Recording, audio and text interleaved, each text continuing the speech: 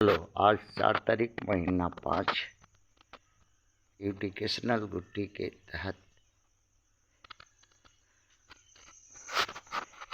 बच्चों ने समाचार पत्रों में एक हेडिंग देख रहे हैं कि भारत में 2024 का लोकसभा चुनाव में फर्स्ट फेज सेकेंड फेज के दरमियान एक समस्या आई, जो सूरत में गुजरात के पार्टियां आपस में मिलनमारी करके मतदाताओं के साथ धोखाबाजी, उनके मत विचार इच्छा के साथ धोखाबाजी करके सत्ता हथियार रही हैं। आपस में मेल जोल करके रुपया पैसा का खेला करके इससे मतदाताओं के मत का या उनके अधिकार पर चोट है।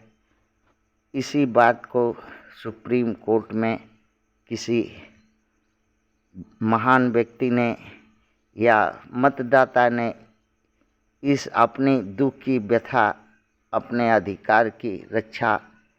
और अपने पर मतदाताओं पर हुए अत्याचार, पार्टियों के मिलनमारी का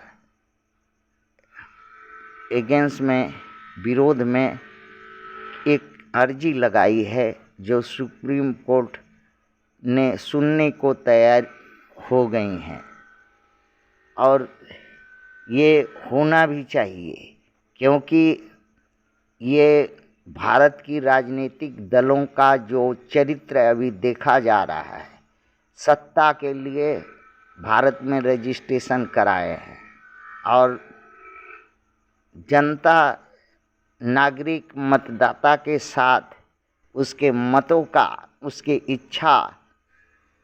का खिलवाड़ करती हैं। इसलिए इनको सही शब्द मिलना चाहिए।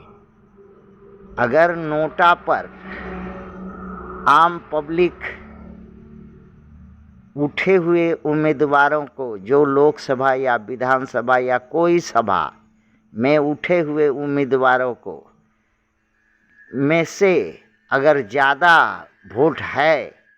तो उस बूथ का, उस कंस्टिट्यूएंसी का, उस या विधानसभा, लोकसभा, जो कुछ सभा हो, उसका कैंसिल होना चाहिए, फिर से चुनाव होना चाहिए, या जनता की राय से,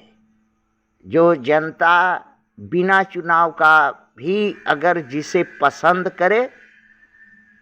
एक कैंपेन, सिग्नेचर कैंपेन के माध्यम से उसका नाम लिख करके